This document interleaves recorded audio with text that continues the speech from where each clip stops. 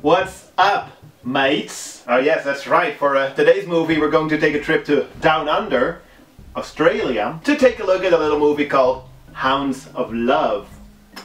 Directed by first-time feature film director Ben Young, I don't really know how else I can introduce this one. I mean, I've seen it twice now, people seem to love it, so I don't know, let's just take a look at it. Set in 1987, it's a great year, the movie opens with some gorgeous slow motion shots in the suburbs of an Australian city. Home to this girl, Vicky, your typical teenager that's struggling with her parents' recent separation. But also home to this couple, John and Evelyn. They seem nice, right? Wrong. They're fucking crazy. See, their thing is, they drive around the suburbs looking for gullible young women, lure them in with their, oh, we're so friendly talk, and then end up kidnapping them for their own sexual and sadistic needs. So as soon as they approach Vicky, I'm pretty sure that you can guess what's going to happen. It's one of those abduction movies. Okay, cool, I'm down for that. That doesn't sound too original though. At least that's what I thought, and perhaps what you guys are thinking right now. But I feel that there is something that sets this movie apart from all the other crazy family kidnaps young girl types of movies. And well, that is mostly just the wonderful portrayal of some interesting characters, making this movie, besides an intense ride, also a worthy character study. And woo, I'm really making this sound like it's the Citizen Kane of exploitation cinema, aren't I? But seriously, let's take another look at these characters.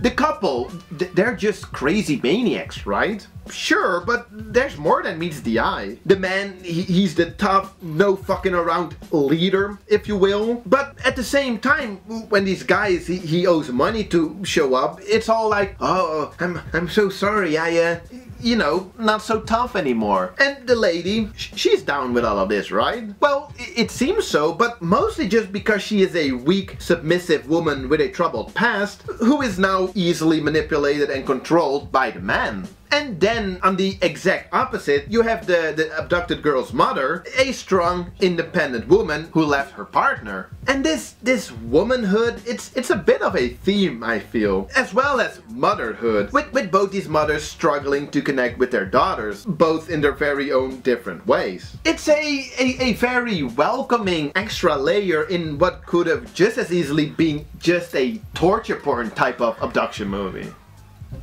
And well, that's the thing. The movie is still pretty intense, don't get me wrong, but without showing a lot of the violence and abuse. Most of what we get to see is the characters responsible for all the violence and abuse, and really, in this case, it's effective enough. So yeah, interesting characters, and like I said, also very well performed while we're at it. Yeah, I can't really say that I'm familiar with these actors, but they did a fantastic job. Especially Emma Booth in the role of the jealous, submissive, struggling Evelyn. Really awesome performance. Stephen Curry as the guy, he was great, and even the girl played by Ashley Cummings, she did a great job at what I can imagine must have also been a pretty intense role to play. And these performances, in combination with some pretty decent writing, it made scenes like, for example, the actual abduction scene seem pretty plausible, which is, you know, a bit of a breath of fresh air when it comes to these type of movies. It's a pretty great movie. Some would argue that it's a little slow, which I do understand that, not per se as a complaint, but it is a little slow, and I'm usually the first to complain about slow movies, but in this case it didn't really bother me, and I've seen it twice. I just don't think it's boring. Its pacing is slow, but it's good. The ending, as in the very end, could have been a little more convincing, I guess. Which kind of sucks, because it's really like the last very few shots before the end credits started rolling. But I don't know, I can see past that. Also for that sequence they used this Joy Division song, which I've read people complain about, saying that it's sort of misplaced. But then again, you know, I don't know no Joy Division, so the usage of that song, it didn't really divide my joy. I did it.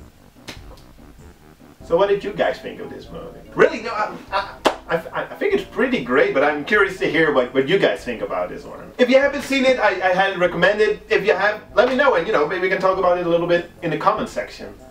Cheers guys, see you